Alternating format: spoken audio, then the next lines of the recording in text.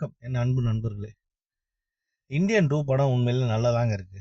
இதை பார்த்து என்ன கேட்டீங்கன்னா மாரிதாஸ் சில விமர்சகர்கள் என்னன்னு கேட்டால் தவறான கண்ணோட்டத்தை வச்சுட்டாங்க. மாரிதாஸ் படம் அது என்ன அப்படிங்கிறது அந்த படத்தை பார்த்தனால நான் என்னோட அபிப்பிராயத்தை தெரிவிக்கணும் அப்படின்னு சொல்லி ஆசைப்படுறேன். மாரிதாஸ் ஒரு விஷயத்துல என்ன சொல்லியிருக்காருன்னு கேட்டீங்கன்னா, இந்தியன் 2 எடுத்ததுக்காக இந்தியன் 1 பார்க்கும்போது இந்தியன் தாத்தா மேல பெருமையா இருந்துச்சு, இந்தியன் 2 எடுக்கும்போது இந்தியன் தாத்தாவை பார்த்து நம்மளே குத்தணும் போல இருக்கு அப்படிங்கிற மாதிரி விஷயத்த வந்து பகிர்ந்துருந்தார். இது எப்படி அப்படின்னு சொல்லி நம்ம வந்து யோசிச்சு பார்க்கும்போது, அதாவது மாரிதாஸ் சொல்லியிருக்க விஷயத்தை எப்படி அப்படின்னு சொல்லி யோசிச்சு பார்க்கும்போது என்னன்னு கேட்டீங்கன்னா, விக்ரம் அப்படின்னு சொல்லிட்டு, அதாவது விக்ரம் அப்படின்னு சொல்லிட்டு ஒரு படம் ஒன்று வந்துச்சு. இந்த படம் வந்து என்னன்னு கேட்டீங்கன்னா 900 கோடியுமோ 1000 கோடியோ என்னமோ டேர்ன் ஓவர் பண்ணுச்சு அப்படின்னு சொல்லி பெரிய லெவலில் டேர்ன் ஓவர் பண்ணுச்சு அப்படிங்கிறத சொல்லிக்கிட்டு இருக்காங்க. இந்த படம் ஆரம்பிச்சதுலேருந்து இந்தியன் 2 படம் ஆரம்பிச்சதுலேருந்து கிட்டத்தட்ட வந்து ஒரு 45 மினிட்ஸ் போகிற வரைக்கும் என்ன செய்யணும் ஓடிட்டு இருக்குன்னு கேட்டீங்கன்னா, தமிழர்களுக்கு இந்தியர்களுக்கு படித்தவங்களுக்கு வேலை வாய்ப்பு கொடுக்கறது இல்லை. நிறைய ப்ரைவேட் கம்பெனி வந்து என்ன கேட்டிங்கன்னா வேலை கொடுக்குறேன்னு சொல்லிட்டு வேலை கொடுக்காம அவங்க பாட்டுக்கு என்ன ஒரு கம்பெனி ஆரம்பிக்கிறாங்க.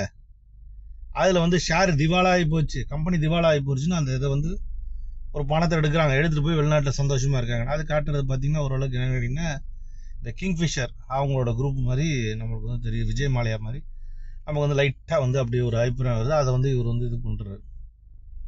ஆனால் இன்னைக்கு டேட்டில் நம்மளுக்கு வந்து எனக்கு ஒரு கேள்வி எழும்புதுன்னு கேட்டிங்கன்னா, 1200 கோடி கிட்ட இந்த விக்ரம் படம் கிட்ட ஓடிச்சு பார்த்தீங்கன்னா, அதாவது மாரிதாஸ் சொன்ன விஷயத்தை வச்சு கேள்வி பார்க்கும்போது அந்த 1200 கோடி வந்து டர்ன் வரும்போது என்ன நடந்துச்சுன்னு கேட்டிங்கன்னா, ஃபோர்டு அப்படின்னு சொல்லிட்டு ஒரு கம்பெனி ஒன்று இருக்குது. இது ரொம்ப காலமான தமிழகத்தில் ஒரு கார் தயாரிக்கும் ஒரு தொழிற்சாலை. அமெரிக்கா விட்டு இங்கே தமிழகத்தில் ஒரு தொழிற்சாலையை வந்து ஆரம்பிச்சிருக்காங்க சென்னை பக்கத்தில். இந்த ஃபோர்டு ஃபேக்ட்ரி இழுத்து மூடிடும் அப்படின்னு சொல்லிட்டு, ஆனால் ப்ரொடக்ஷன் என்னன்னு கேட்டிங்கன்னா அமெரிக்காலேருந்து வருது. அப்போ இந்த ஃபோர்டு ஃபேக்ட்ரியில் வேலை பார்க்குறவங்க இன்டைரக்டாக வேலை பார்க்குறவங்க டோட்டலாக பார்த்தீங்கன்னா ஒரு 30,000 பேர் இருக்காங்க. டைரெக்டாக வேலை பார்க்குறாங்க ஒரு 2000 பேர் இருந்தாலும் இன்டைரக்டாக வேலை பார்க்குறவங்க 30,000 பேர் இருக்காங்க. எல்லாருக்கும் வாழ்க்கை போச்சு. அன்னைக்கு டேட்டில் வந்து ஃபோர்டை விற்கணும் அப்படிங்கிறத டிசைட் பண்ணிட்டாங்க. இதுவும் விக்ரம் படம் 1200 கோடி ஓடுறதும் ஒரே டைமத்தில் வந்துட்டு இருக்கு. இவங்க வந்து வெளிநாட்டுக்காரங்க வரக்கூடாது, அதாவது வேலை வாய்ப்பு இல்லை அப்படிங்கிற சொல்லும் போது என்னன்னு கேட்டிங்கன்னா, இவருக்கு இன்னைக்கு டேட்டில் கூட என்னன்னு கேட்டிங்கன்னா விக்ரம் இந்த இந்தியன் 2 வரும்போது எத்தனை கோடி ஓடிச்சு அப்படிங்கிறது நம்மளுக்கு தெரியாது. 250 கோடியா, எவ்வளோ சம்பளம் வாங்கினாரு அப்படிங்கிறது நம்மளுக்கு தெரியாது. ஸோ அவ்வளோ பணத்தை வச்சு என்ன இன்வெஸ்ட் பண்ணுறாரு அப்படின்னு கேட்டால் அது வந்து ஒரு பெரிய கேள்விக்குரிய. கமல்ஹாசன் மாதிரி ஆளுங்க என்ன இன்வெஸ்ட்மெண்ட் நம்மளுக்கு வேலை வாய்ப்பு கொடுக்குறதா இன்வெஸ்ட் பண்ணுறா. 1 கோடி 2 கோடி இல்லைங்க, 100 கோடிலாம் தாண்டிடுச்சு அவர் சம்பளம். என்ன இன்வெஸ்ட்மெண்ட் கொடுக்குறாரு அப்படிங்கிறது இல்லை. விக்ரம் படம் கமல்ஹாசனோட சொந்த ப்ரொடக்ஷன் படம். ஸோ ஃபோர்டு ஃபேக்டரியோட வேல்யூ என்னன்னு கேட்டிங்கன்னா 400 crores. தமிழகத்துலேருந்து யாரும் வரல, ரத்தன் டாட்டா வந்து அந்த கம்பெனியை வாங்குறாங்க. இது ஃபோர்டோட தொழிற்சாலையை ரத்தன் டாட்டா வந்து வாங்குறாரு. அப்போ என்னாச்சு, வடநாட்டுக்காரனும் வரக்கூடாதுங்கிறாங்க, இவங்களும் வாங்க மாட்டேங்கிறாங்க. வேலை வாய்ப்புக்கு என்ன பண்ணுறது நம்மள மாதிரி ஆளுங்களுக்கு, அதை யோசிக்க மாட்டேங்கிறாங்க. வர பணம்லாம் சிங்கிள் ஹேண்டடாக போயிடுது. இதை விட உங்களுக்கு ரொம்ப தெளிவாக விளக்கணும் அப்படின்னு சொன்னோம்னா ரொம்ப சிம்பிளாக புரிகிற மாதிரி விளக்குறேன். திருப்பதி கோயிலோட ஒரு வருஷத்தோட டேர்ன் ஓவர் வந்து 800 crores. 800 crores ஒரு நாளைக்கு 25 லட்சம் பேருக்கு அன்னதானம் போட்டுக்கிட்டு இருக்காங்க. 25 லட்சம் பேருக்கு அன்னதானம் போட்டுக்கிட்டு இருக்காங்க. கிட்டத்தட்ட ஒரு வருஷத்துக்கு 20-30 லட்சம் பேருக்கு மருத்துவ செலவு, பைபாஸ் சர்ஜரிலேருந்து பெரிய பெரிய மருத்துவ செலவு வந்து பண்ணிட்டு இருக்காங்க. ஏகப்பட்ட காலேஜ், ஸ்கூலு, அன்னதானம் இதெல்லாம் வந்து திருப்பதியோட கண்ட்ரோலில் ஓடிக்கிட்டு இருக்கு. 800 கோடி ஒரு வருஷத்துக்கு ஓடுற டேர்ன் ஓவர் வர திருப்பதியில். அப்போ அந்த 1200 கோடி ஓடுறதுல எவ்வளோ டேர்ன் ஓவர் பண்ணலாம், என்ன மாதிரி பிஸ்னஸ் ஆப்பிக்கலாம் அப்படிங்கிறது நமக்கு புரிய மாட்டேங்குது. இதை விட ரொம்ப சிம்பிளாக உங்களுக்கு வந்து ஒரு விஷயத்த சொல்கிறேன். சினிமாங்க அந்த இந்தியன் படத்துல லஞ்சம் வாங்குறான் போலீஸ்காரன் அப்படிங்கிறது தான் ஸ்டார்ட் பண்ணிருப்போம், பார்த்துருப்பீங்க. அதுக்கு முன்னாடி ஏகப்பட்ட படம்லாம் வந்துச்சு. போலீஸ்காரன், டிராஃபிக் போலீஸ் தான் வந்து ஃபர்ஸ்ட் லஞ்சம் வாங்குறாங்க அப்படிங்கிறத நம்ம சினிமாவில் வந்து காட்டுறது. எவ்வளோன்னா 10 ரூபா 20 ரூபா அப்படிங்கிற மாதிரி லஞ்சம் வாங்குற மாதிரி காட்டுறாங்க. இப்போ இந்த 10 ரூபா 20 ரூபா லஞ்சம் வாங்குறது காட்டுறது என்னன்னு கேட்டீங்கன்னா இந்த மூவி மூலியமா வருது, திரைப்படம் மூலியமா வருது. அன்னைக்கு தேதியில் 1995 ஒரு திரைப்படத்தோட டிக்கெட்டோட ரேட் எவ்வளோன்னா 25 ரூபா. பெட்ரோலோட ரேட் என்னன்னா 46 ரூபாலேருந்து 50 ரூபா ஒரு பெட்ரோலோட ரேட்டு. இன்னைக்கு பெட்ரோலோட ரேட் என்னன்னா 96லேருந்து 100 ரூபா கிட்ட வருது. ஆனால் ஒரு திரைப்படத்தோட ரேட்னா 200 ரூபா வருது. இப்படி 25 ரூபாலேருந்து 200 ரூபாய்க்கு வந்துச்சு அப்படிங்கிறது நம்மளுக்கு ஒரு பெரிய கேள்விக்குறியா இருக்கு. இதோட ரேட்டை கம்மி பண்ண முடியலை. இது சினிமாவோட ரேட்டை கம்மியும் பண்ண முடியல. திரையரங்குகளை எல்லா திரையரங்குகளும் என்னன்னு கேட்டீங்கன்னா அவங்களுக்கு ப்ராஃபிட்டபிளா கொடுக்குற மாதிரி ரேட்டும் கொடுக்க முடியல. ஏன்னா அவங்களுக்கு ப்ராஃபிட்டபிளா கொடுத்தீங்கன்னா எத்தனை பேருக்கு, நிறைய பேருக்கு வந்து வேலை வாய்ப்பு வரும், அதுவும் ப்ராஃபிட்டபிளா கொடுக்க முடியல. இந்த ஹீரோ அப்படிங்கிற அந்த ஒரு ஆளோட சேலரியே திரைப்படம் எடுக்கிறதுல 75% சம்பளம் 100 கோடி 200 கோடிகிட்ட வருதுன்னா அப்ப நம்மளுக்குலாம் வேலை வாய்ப்பு எங்க இருக்கு அப்படிங்கிற கேள்வியை நம்ம கிட்ட எலும்பு தெரிஞ்சுக்கணும். அப்ப என்ன ஆகுதுன்னா, அந்த மாரிதாஸ் சொன்ன விஷயம் எப்படி இந்தியன் தாத்தாவை குத்தணும் அப்படின்னு சொன்னானா, எப்படி 10 ரூபாய் 20 ரூபாய்க்கு லஞ்சம் வாங்குறாருன்னு சொல்லி போலீஸ்காரனை காட்டிட்டு இங்க நீ எவ்வளவு வாங்குற, அவர் அதாவது அந்த திரைப்படத்துல என்ன சொல்றாருன்னு கேட்டீங்கன்னா, ஒரு ஃபேக்டரி ஆரம்பிச்சு இத்தனை ரூபா கொள்ளையடிக்கிறியே அப்படின்னு சொல்லிட்டு இருக்காரு.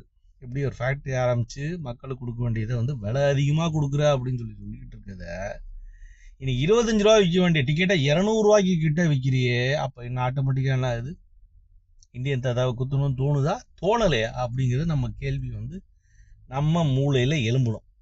அது எலும்பக்கூடாது அப்படிங்கிறதுனால 40 வயசுக்கு மேல இருக்கவங்களாம் இம்பார்ட்டன் இல்லை, இளைஞர்கள்லாம் இம்பார்ட்டன் அப்படின்னு சொல்லி இவரும் சரி இப்போ வர நடிகரும் சரி இம்பார்ட்டன் சொல்லி பார்த்துருந்தா அவங்களுக்கு வந்து நம்ம பட்ட கஷ்டம் தெரியாது. கஷ்டம் தெரியாதனால என்ன ஆகுன்னா உன்னை கொண்டு போய் இவங்க கிட்டேயே கொடுத்துருவாங்க. இதை விட ரொம்ப சிம்பிளா சொல்லணும் அப்படின்னு சொன்னோம்னா, நம்ம வந்து 1000 ரூபாய்க்கு ஒரு கோயில்ல போயிட்டு அன்னதானம் கொடுத்தோம் அப்படின்னு சொன்னோம்னா திட்டத்தட்ட எத்தனை பேருக்கு கொடுக்கலாம், 1000 ரூபாய்க்கு ஒரு டிக்கெட் வந்து 200 ரூபா 300 ரூபாய்க்கு இது போக வர நிக்கிறது இது பண்றதெல்லாம் சேர்த்து 1000 ரூபா 2000 ரூபா செலவாகுதுன்னு கேட்டா 1000 ரூபாய்க்கு அன்னதானம் போட்டோம்னா திட்டத்தட்ட எவ்வளவு பேருக்கு அன்னதானம் போடலாம் அப்படின்னு சொல்லி கேட்டோம்னா திட்டத்தட்ட வந்து 30 பேருக்கு வந்து சாப்பாடு வந்து அதுல போடலாம். எப்படி 30 பேருக்கு கொடுக்குற சாப்பாடை ஒரே திரைப்படம் அப்படி வாங்கிடுது நம்மளுக்கு என்டர்டெயின்மெண்ட் அப்படிங்கிற பேர்ல. அப்ப இவங்கெல்லாம் கொள்ளையடிக்கிறது எப்படி 10 ரூபாய்க்கு பதிலாக போலீஸ்காரன் 10 ரூபாய்க்கு பதிலாக 200 ரூபா கிட்ட அதை சொல்லி கொடு, இது லஞ்சம் வாங்குறான்னு சொல்லிடுறதுக்காக 200 ரூபா டிக்கெட்டை கொடுத்து நம்மளை என்டர்டைன்மெண்ட் பண்றேன்னு சொல்லி அவன் வந்து நான் சொல்லி கொடுக்குறேன் அப்படின்னு சொல்லி ஒரு சினிமா மூலியமா காட்டி ஏமாத்துறானோ, இல்ல இந்து மதமே இல்ல அப்படின்னு சொல்லிட்டு என்ன பண்றான்னு கேட்டீங்கன்னா அந்த பணத்தெல்லாம் இவன் கொள்ளையடிக்கிறானோ, இவங்களெல்லாம் எப்படி போய் குத்துறது அப்படிங்கிற லெவல்ல நம்மளை வந்து யோசிக்க வைக்கிறது இன்டைரக்டாவும் டைரக்டாவும் இந்தியன் 2. புரியுங்களா?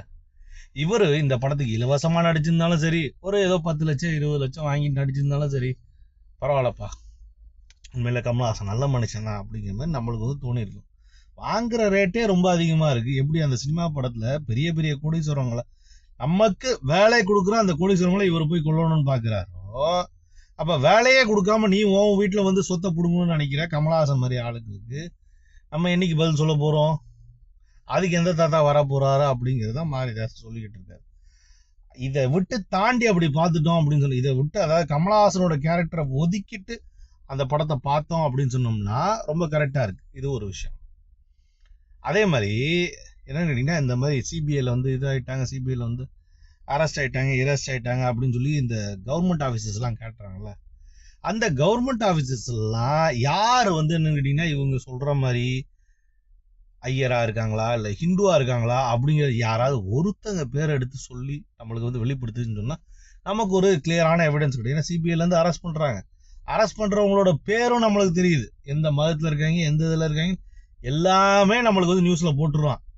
போட்டுட்டு எப்ப பார்த்தாலும் என்னன்னு நல்ல சிவன்கிறாங்க முருகருங்கிறாங்க, எப்ப பார்த்தாலும் என்ன கேட்டீங்கன்னா இந்த இந்து மதத்தையே குறை சொல்றது வேலையா வச்சுக்கிட்டு இருக்காங்க. அது ஏன் அப்படிங்கிறது நம்மளுக்கு எதுவும் தெரியவே மாட்டேங்குது. டேரக்டர்ஸ் இவங்கெல்லாம் அதை தான் இன்டைரக்டா என்ன நிறைய இந்த ஃபேஸ்புக்ல இருந்து இதுல இருந்து திராவிட சிந்தனையாளம் அப்படின்னு சொல்லி போட்டிருக்காங்க. இது நம்மளுக்கு வந்து ஒரு பெரிய குழப்படியை வந்து உருவாக்குது. நான் என்ன சொல்றேன், யார் யார் தப்பு பண்றாங்கன்னு எத்தனையோ கேஸ் வந்திருக்கு. அவங்களோட பேரையே உண்மையா எடுத்து போட்டா உனக்கு ஏன் கஷ்டமா இருக்கு? அவங்களோட பேரை உண்மையா கூட போடுறதுக்கு உங்களுக்கு வந்து ஏன் அப்படி வந்து அந்த அளவுக்கு என்ன பயம்? இவ்வளோ பெரிய சினிமா எடுக்கிறீங்க, இவ்வளோ பட்ஜெட்ல சினிமா எடுக்கிறீங்க, அந்த பேர் எடுத்து போறதுக்கு உங்களுக்கு என்ன பயம் அப்படிங்கிறது தான் நம்மளுக்கு வந்து இன்னைக்கு டேட் வரைக்கும் புரிய மாட்டேங்குது. ஒரே ஒரு விஷயத்த வந்து பண்ணது எனக்கு வந்து பிடிச்சிருக்கு. என்னன்னு கேட்டீங்கன்னா, அந்த ரிலையன்ஸ் மாதிரி ஆளுங்க எதுக்கு 300 கோடி 2000 கோடி கொடுத்து செலவு பண்ணி கல்யாணம் பண்றாங்கிறது நம்மளுக்கு தெரியல. அதை இன்டைரக்டாக காட்டியிருக்காங்க. அதை நான் அப்ரிஷியேட் பண்றேன். ஏன் அப்படின்னு கேட்டீங்கன்னா, ரிலையன்ஸ் மாதிரி ஆளுங்க அந்த காலத்துல வரும்பொழுது என்ன பண்ணாங்கன்னு கேட்டீங்கன்னா, நம்ம கிட்ட இருந்து ஷேர் வாங்கி, என் கிட்ட இருந்து கூட ஷேர் வாங்கிக்கான்னு ஷேரை வாங்கி கம்பெனியை டெவலப் பண்றான் அப்படின்னு சொல்லிட்டு என்ன ஆயிருக்கீங்க, அவங்க சொத்துக்குள்ள அவங்களோட இதுக்குள்ள நம்மளோட காசை வாங்கி அவங்க டெவலப் பண்ணிட்டு ஒண்ணுமே நம்மளுக்கு கொடுக்காம ஏமாத்திட்டு இருக்காங்க. இதே முகமது ரத்தன் டாட்டா மாதிரி ஆளுங்கெல்லாம் என்ன பண்ணிருக்காங்க, இந்தியாவுக்கு வந்து ஒரு என்னன்னு கேட்டீங்கன்னா மாபெரும் சொத்து. இன்னைக்கு டேல 200 கோடி பேர்கிட்ட வேலை வாய்ப்பை கொடுத்துக்கிட்டு நமக்கெல்லாம் வந்து ஒரு வாழ்க்கையை கொடுக்குற ஒரு மாபெரும் ஐயா. இந்த மாதிரி ஏன் வந்து இந்த ரிலையன்ஸ் இவங்கெல்லாம் பண்ண மாட்டேங்கிறாங்கன்னு நம்மளுக்கு வந்து ஒரு பெரிய கேள்வியா எழும்பிக்கிட்டு இருக்கு. ஸோ இதெல்லாம் அப்படி இப்படின்னு கூட்டி பார்க்கும்போது என்ன தெரியுது அப்படின்னு கேட்டிங்கன்னா, இந்தியன் 2 ஒரு படம். அதில் இப்போ இருக்கிறத கொஞ்சம் எடுத்து போட்டு நம்மளுக்கு என்ன கேட்டிங்கன்னா ஒரு என்னன்னா ப்ரொஃபஷனலிசமாக காட்டியிருக்காங்க. இந்த பேச்சு அதிகமாக இருக்குது அப்படின்னு சொல்லிட்டு இருக்காங்க. ஏன் பேச்சு அதிகமாக இருக்குது அப்படின்னு சொல்லி போட்டோம்னா, சங்கர் இது வரைக்கும் டேரக்டர் பிரம்மாண்டத்தை மட்டுமே காட்டிக்கிட்டு இருக்கும்போது ஒரு டைரக்ஷன் அப்படின்னு சொல்லி காட்டுறது இந்த இந்தியன் 2ல காட்டியிருக்காரு அப்படிங்கிறது என்னோட தனிப்பட்ட கருத்து. அவ்வளோதான். இதை தாண்டி வேற ஏதாவது ஒரு கருத்து இருக்கு, நல்ல இது இருக்கு அப்படின்னு சொன்னா கீழே இருக்க கமெண்ட் செக்ஷன் பாக்ஸ்ல போட்டீங்கன்னா நம்ம தெரிவிக்கலாம், இல்லை நீங்க தெரிவிச்ச மாதிரி இருக்கும். நன்றி.